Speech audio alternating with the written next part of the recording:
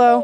A couple months ago, I took part in a Gamejam, which is a short period of time to make a video game from scratch based on some theme or limitation. I was scrolling through the website itch.io's Gamejam section, and this one caught my eye. I'd have to make a game with no visuals so that a blind player or anyone with their eyes closed could play the game. As I'm learning how to do sound effects and music for video games, I thought this would be a good challenge. And I only had 2 weeks to do it.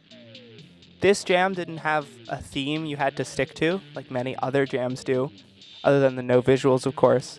But the organizer did give some words to use as inspiration. But you didn't have to use all of them or any of them if you didn't want to. So the 3 words were winter, pick, and mount.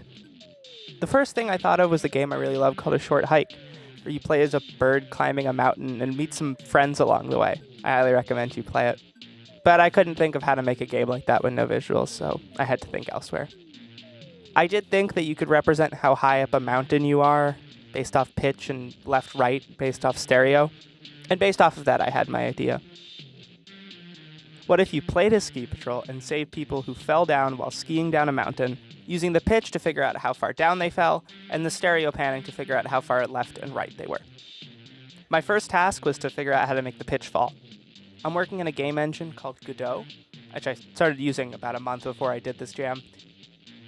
And with the help of some technical difficulties,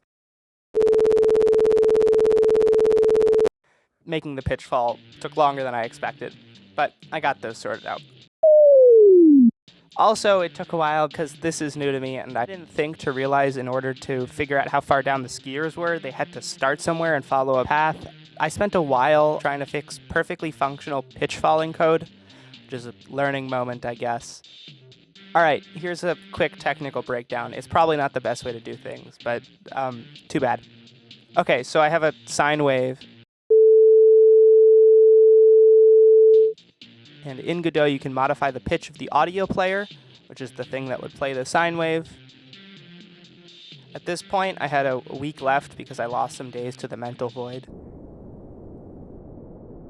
But eventually I got back to it and reorganized some of the code around, so it'd hopefully be easy to work with. That helped adding the ability to select the path and save the skier.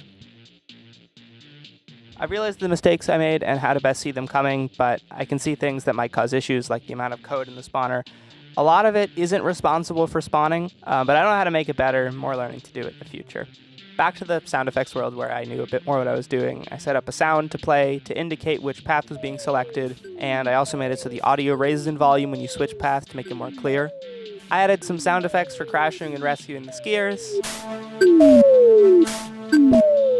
I put together a little score system. It was just a little addendum in the rescue codes that also made a score value go up. And lastly, getting really close to the end, I added a game start, pause, and end. The game ends when all the paths have a crashed skier, and also got some text-to-speech running. Press any key to play. Game playing. Game over. Your final score is 9 points.